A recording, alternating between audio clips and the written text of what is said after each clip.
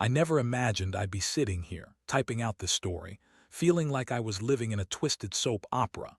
My name is Jake, and I was married to a woman named Lisa for over 7 years. Our life together had always seemed perfect on the surface: great jobs, a beautiful home, friends who admired our relationship. We were both researchers in the field of autoimmune diseases, working together on groundbreaking treatment protocols. But as often happens, what seemed perfect was a carefully constructed facade that didn't reflect the reality behind closed doors. Things started to change about 6 months ago. Lisa's late-night hours became more frequent and less explained. At first, I thought nothing of it. She was passionate about our work, often losing track of time in the lab. However, the more I thought about it, the more I noticed small inconsistencies. The way she'd suddenly seize her phone whenever I walked into the room, her nervous laughter when I asked about her day. It all began to add up. It was a nagging feeling in my gut that perhaps something wasn't right, but I convinced myself I was being paranoid. Trust is a fragile thing, and I did want to break it without evidence. One night the unease reached a boiling point. I had come home early from work, excited to surprise Lisa with dinner, only to find her car in the driveway and the house eerily silent. I called her name, but there was no answer. It was then that I noticed her phone lying on the kitchen table. I picked it up, intending to put it away for her, but the screen lit up with a string of messages from someone named Mark. My heart sank and my hands trembled as I clicked on the message thread. There it was, plain as day, flirty texts, laughing emojis, and an invitation to meet up. I felt like I had been punched in the gut. My vision blurred as I read through their conversation, each message stabbing deeper into my heart. "Can't wait to see you tonight." One of the texts read, followed by, "I miss you so much." I couldn't breathe. The betrayal was overwhelming. When Lisa finally walked through the door, I was ready for confrontation. My heart raced as I confronted her about the messages. The look on her face was one of disbelief, quickly morphing into anger. "Jake, it's not what you think," she shouted, her voice filled with indignation. She began crafting a web of lies, claiming it was just harmless flirting, that I was misinterpreting everything. The way she dodged my questions, her eyes darting around like a guilty schoolgirl, only fueled my anger. I demanded to know who Mark was, and she finally admitted he was a colleague from another department, a supposed friend. But those excuses felt hollow now. The emotions swirling inside me were a storm: disbelief, anger, and a deep sadness that I had never felt before. I felt like the ground had fallen from under my feet, leaving me to flounder in this sea of betrayal. The love I had for her was entwined with a sense of profound loss, not just of our relationship, but of the trust and the life we had built together. In that moment, a decision began to form in my mind. I realized I couldn't just sit back and let this go. I had to confront the reality of our situation. I needed to decide whether I would fight for this marriage or walk away from a love that had turned toxic. I felt a mixture of anger and the unsettling realization that I was no longer the husband I had once been, the one who trusted and loved unconditionally. This wouldn't just be about the affair. It would be about my own healing, my own self-protection. It was time for me to correct the systems attacking my heart. The journey ahead would be painful, but I was determined to find a path through this darkness. Little did I know, the next steps would be far more complicated than I ever anticipated. If you want to continue with the next part, just let me know. The days following the confrontation were a blur of chaos and confusion. Lisa and I navigated a minefield of emotions, avoiding each other in the house like we were strangers. She would go to work, and I would spend hours at home, replaying the night in my mind. Every time I saw her, I felt a fresh wave of anger rise in my chest, battling with the remnants of love that still lingered. I was consumed by the need to understand how this had happened. How could the woman I married, the person I trusted implicitly, betray me so completely? I began to dig into the details of her affair. While she claimed it was harmless flirting, I found it hard to believe. I started to pay attention to the little things she did. Her phone was always close. She became secretive about her whereabouts, and there was a new dress hidden in her closet I had never seen before. I couldn't shake the feeling that I was losing her to someone else. It was during one of those long nights of contemplation that I decided to take a different approach. Instead of wallowing in sadness, I wanted to gain control over the situation. I began to investigate Mark. I knew that if I was going to confront this mess, I had to understand who I was dealing with. A simple Google search revealed that he was a rising star in the research community, a well-respected name with accolades that seemed to overshadow my own. Lisa had always been competitive. The thought that she might be drawn to someone perceived as more successful fueled my anger. After a week of obsessively gathering information, I decided to take action. I reached out to some mutual contacts in our research field, hoping to get a clearer picture of Mark. What I discovered was a man who thrived on attention, a classic charmer who had been known to flirt with multiple women in the office. The more I learned, the more I felt like I was pieces of a puzzle falling into place. Lisa's infidelity was not just a momentary lapse in judgment, but part of a larger pattern where she sought validation outside of our marriage. The weekend came, and I decided to confront Lisa once again. This time I wanted to catch her off guard. I invited her to dinner, promising I wouldn't bring up that conversation. As we sat at the table, I could see the tension etched in her face. She was on edge, and I knew she was waiting for the other shoe to drop. I took a deep breath and decided to throw her a curveball. Lisa, I was speaking with some colleagues this week. I started casually, watching her reaction closely. They mentioned Mark. Very charming guy, isn't he? Her eyes widened momentarily, and I could see the gears turning in her mind. Jake, it's not like that. I told you, she shot back, her voice rising defensively, but I continued unfazed. You know, it's interesting. I learned that he's quite the flirt. I guess he has a type, huh? Her face flushed with anger and embarrassment, and I watched as she struggled to maintain her composure. You're being ridiculous. I can't believe you would stoop so low as to involve other people. This was the moment I had been waiting for. I leaned in, my voice low but steady. I'm not involving anyone, Lisa. I'm just asking you to be honest with me. Do you think I don't know what's going on? It was as if a dam had burst inside her. She launched into a series of excuses and justifications, claiming that it was only emotional and that she had been feeling neglected. You're always working.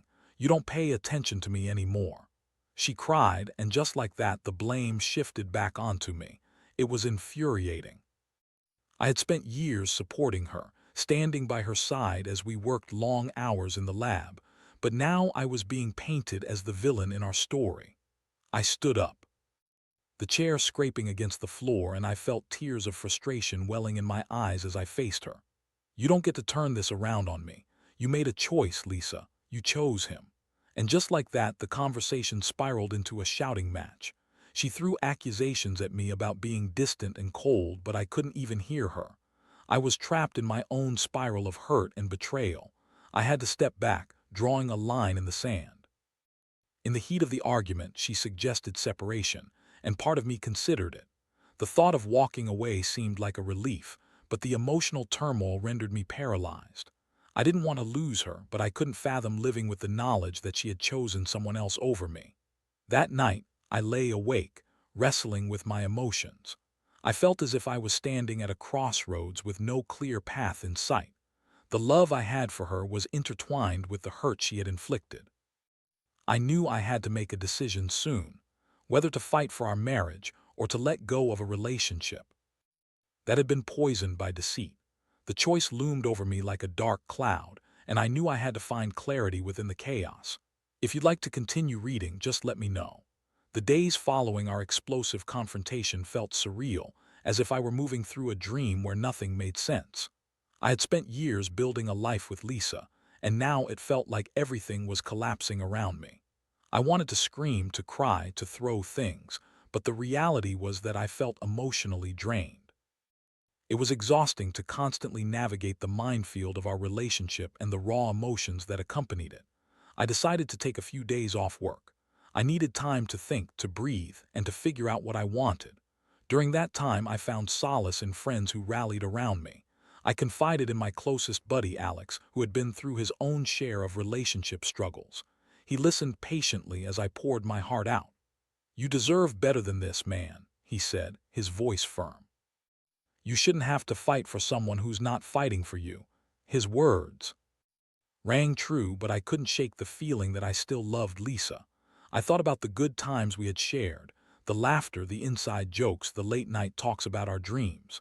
They felt like ghosts now, lost in the shadow of betrayal. I couldn't simply erase those memories, and it gnawed at me, pulling me back into the emotional turmoil. The following week, I confronted Lisa again.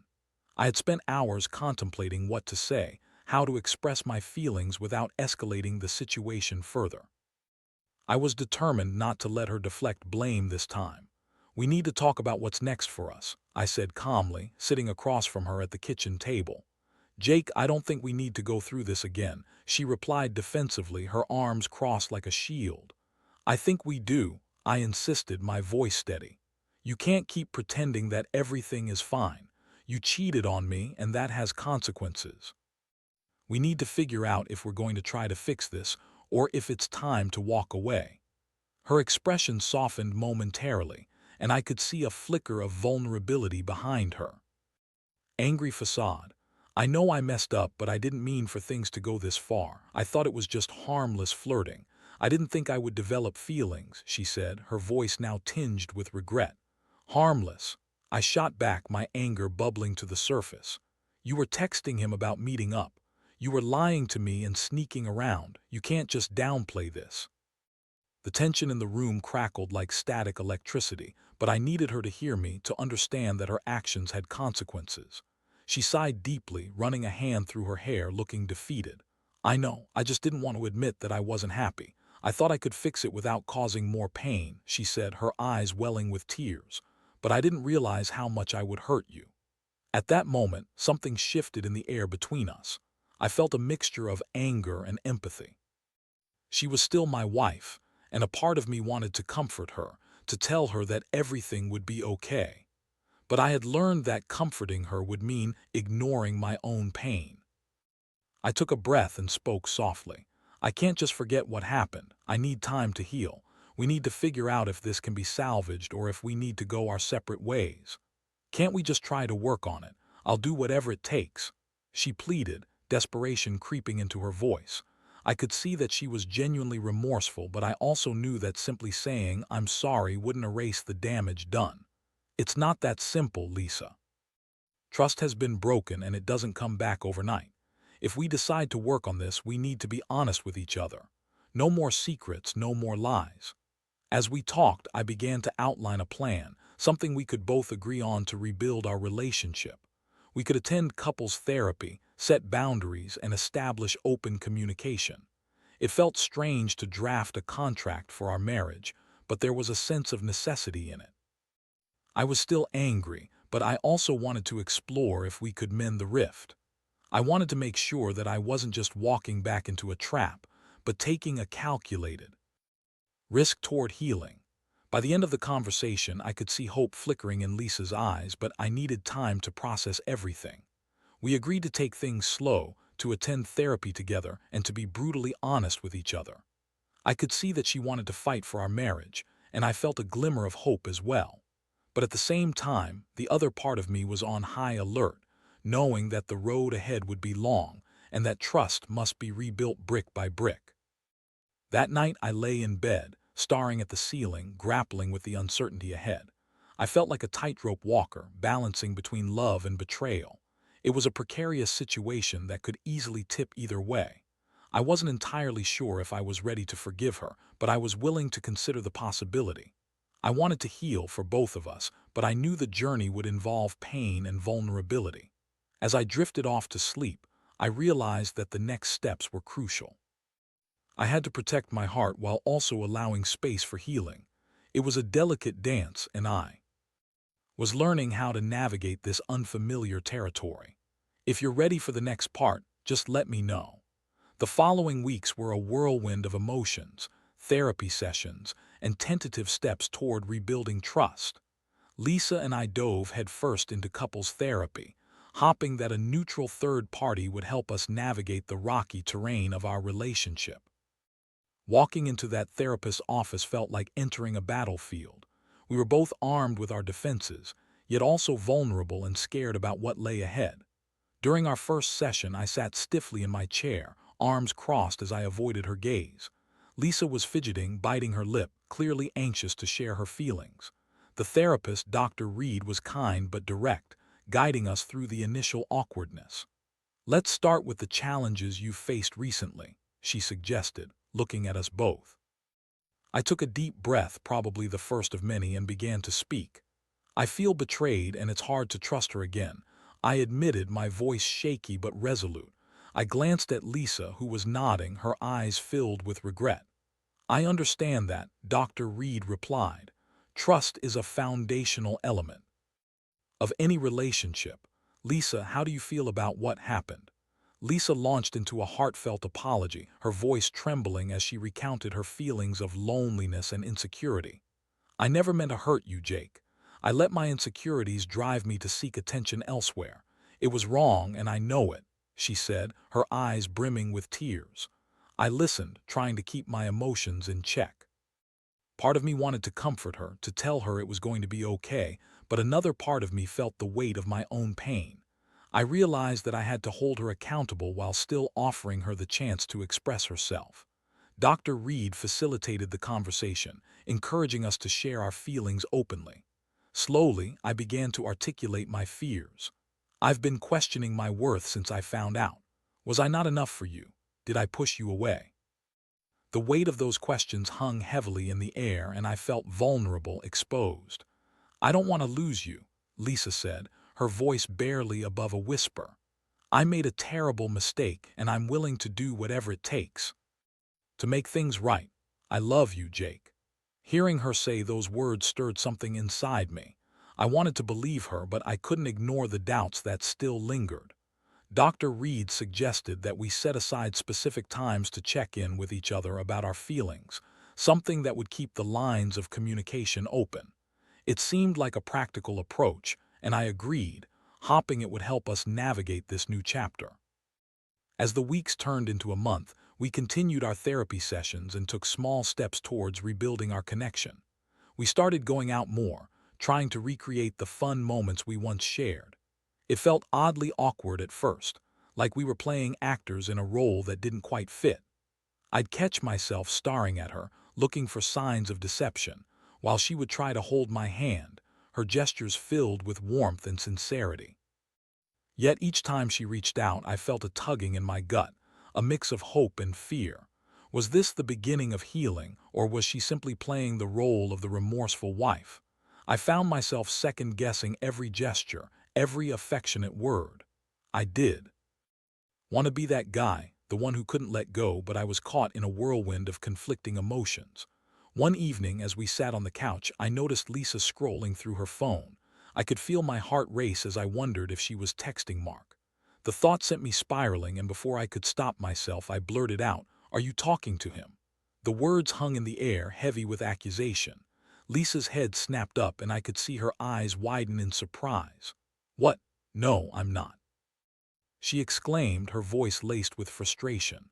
"I've cut ties with him, Jake. I don't want him in my life anymore." I felt a mix of relief and guilt wash over me. "I just don't know if I can trust you yet," I admitted, my voice wavering. "I don't want to keep feeling like this." "I understand," she replied softly, her expression shifting to one of empathy. "I want to earn your trust back. I'll do whatever it takes." That night, as we prepared for bed, I felt a familiar ache in my chest. I had been trying to stay strong, but the emotional toll was beginning to wear me down. I lay in bed, staring at the ceiling, questioning whether I was strong enough to navigate this path.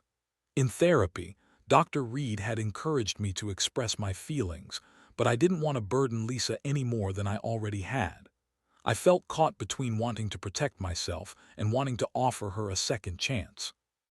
I closed my eyes, hoping for clarity to wash over me, but instead was met with a sense of overwhelming uncertainty. I knew I needed to focus on my own healing as well. I began reaching out to friends more often, sharing my struggles and fears. I joined a support group for partners dealing with infidelity, where I found others who had walked a similar path. It helped to hear their stories and realize that I wasn't alone in this struggle. As the weeks turned into months, I began to notice small changes within myself. I was slowly learning to communicate my feelings more openly, even as I grappled with feelings of mistrust.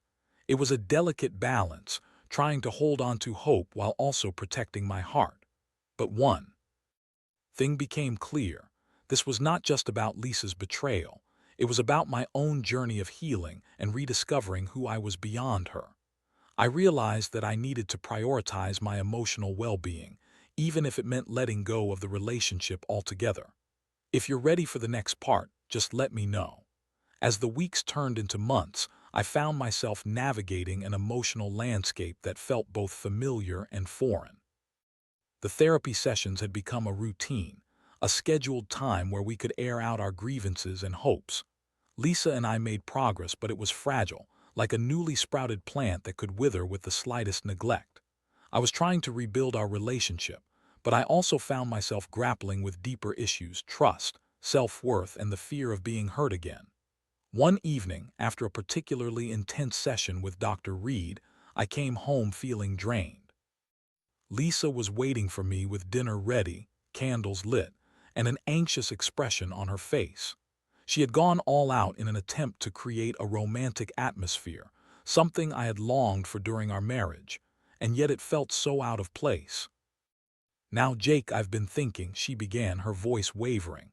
"I want us to go on a trip together, just the two of us, a chance to reconnect without all the distractions." I looked at her, torn between wanting to escape our reality and feeling trapped by the lingering doubts in my heart.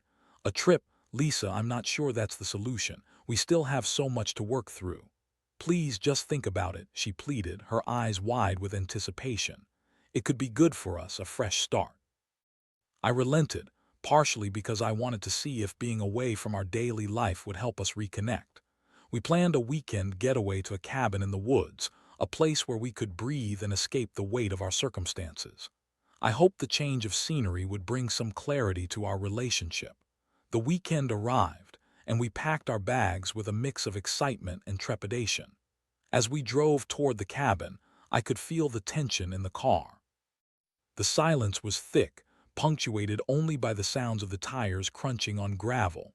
Once we arrived, it was beautiful, secluded and serene, surrounded by towering trees and the aroma of pine.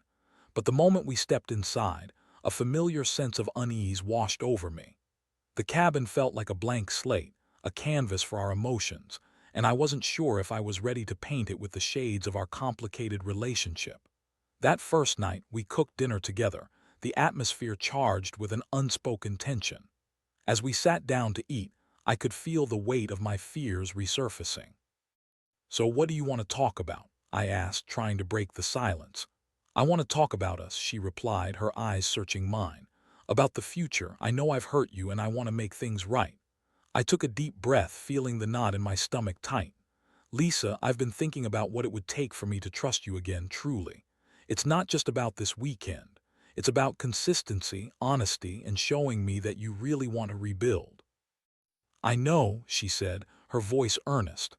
"I want to prove to you that I can be that partner again. I want to work for your trust." As the night wore on, we shared moments that felt reminiscent of our earlier days, the laughter, the light teasing, and the easy conversation. For a brief moment, as we reminisced about our early relationship, I felt the walls I had built around my heart cracking. But just as quickly, doubts crept back in. Was this just a performance? Would she slip back into her old habits? I excused myself to take a walk outside, needing space to clear my head. The cool night air hit me like a wave, and as I wandered into the woods, I felt both lost and liberated. I needed to find clarity amid the chaos, to determine if this was a path worth pursuing or if it was time to cut my losses. As I walked, I replayed our conversations in my mind. The weight of her betrayal still loomed over me, but I also recognized her genuine attempts to make amends. I thought about the things I had learned in therapy, how healing was not just about forgiveness, but also about finding a way to love myself again, regardless of her actions. When I returned to the cabin, I found her sitting by the fire, her expression softening as she saw me. "I missed you," she said softly, patting the seat beside her. I took a deep breath, deciding to share the turmoil I had been feeling.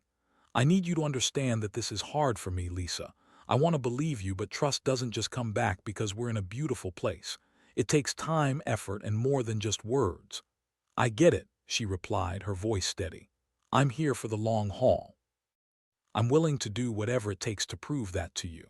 As we talked, I began to see glimpses of the woman I had fallen in love with, the one who had a passion for life and a fierce determination to make things right.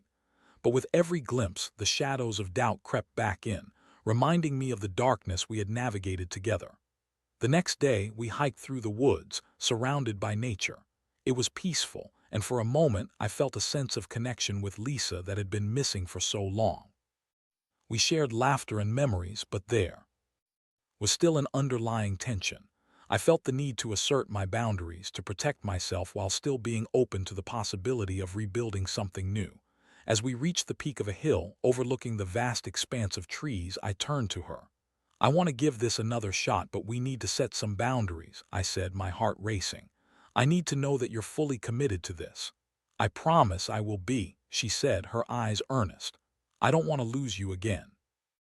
The day ended on a hopeful note, but as we drove back to reality, I felt the weight of uncertainty settle back onto my shoulders. I was willing to give us another chance, but I knew it would take time to heal fully. I had to keep my heart guarded while still allowing room for hope. If you'd like to continue to the final part, just let me know. Returning home from our weekend getaway felt like stepping back into the eye of a storm. The cabin had offered a temporary reprieve, a chance for us to reconnect, but now reality loomed large over us again. We had agreed to take it slow, to be patient with each other, yet I couldn't shake the anxiety that came with the fear of falling back into old habits, both mine and Lisa's. The following weeks unfolded in fits and starts. We continued our therapy sessions, and I sensed a shift in the dynamic between us.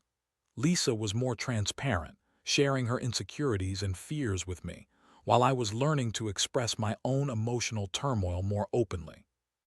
It felt like building a house of cards, where one wrong move could send everything tumbling down again.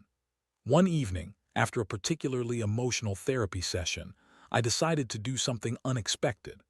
I took Lisa to our favorite cafe, a place where we used to spend countless hours over coffee and pastries, lost in conversation. As we sat across from each other, I looked into her eyes and felt a glimmer of hope. I know we have a long road ahead, but I want us to create new memories together, I said, my voice steady. She smiled, a genuine smile that reached her eyes. Me too, Jake.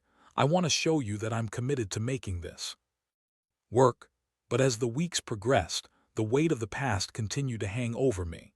I found myself questioning everything, her words, her actions, even the moments of laughter that filled our days.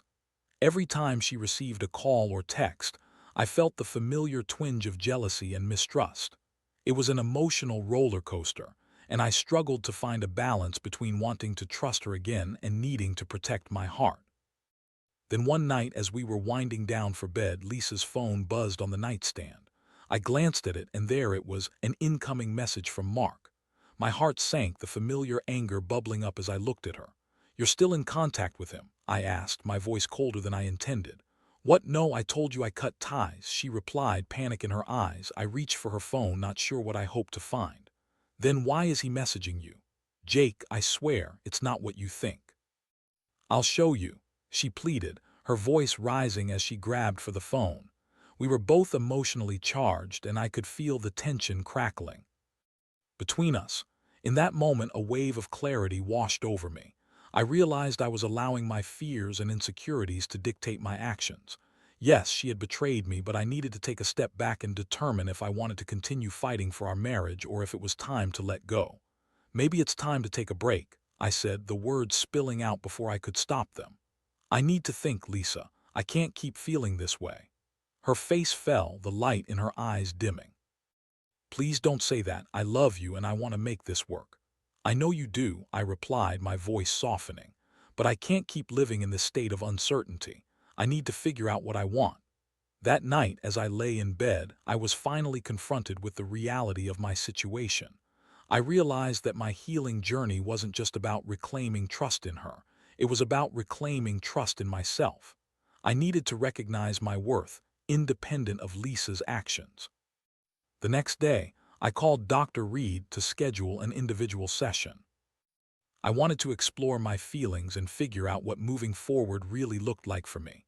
I needed to understand what I wanted, whether that meant rebuilding our relationship or finding the strength to walk away. In therapy, we talked about the importance of boundaries.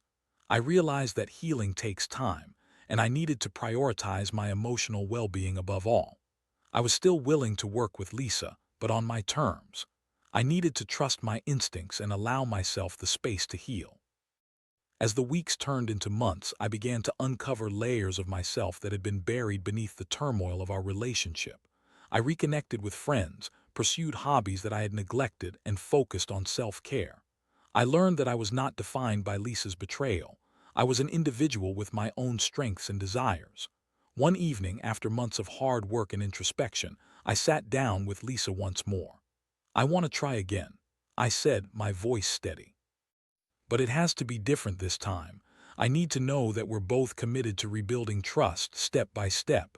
Her eyes filled with hope. "I'm ready, Jake. I'll show you that I'm fully dedicated to this." We agreed to revisit our boundaries, commit to open communication, and continue therapy together. It was a challenging road ahead, but for the first time in a long time, I felt a sense of peace wash over me. Through this experience, I learned that healing is not linear. It's messy, filled with ups and downs, but it's also a journey of self-discovery. I learned about the importance of self-worth, the power of communication, and the necessity of setting boundaries. I realized that relationships are complex, and while love is important, so is respect, trust, and honest communication. I'm still on this journey, but I'm no longer afraid of where it might lead me. Whether it's with Lisa or on my own, I'm committed to healing and nurturing the most important relationship of all, the one with myself. This is my story, a testament to resilience, growth, and the courage to confront the truth, no matter how painful. If anyone else finds themselves in a similar situation, my advice is simple. Prioritize your emotional well-being. Take the time you need to heal. Ultimately, you deserve a love that honors your worth.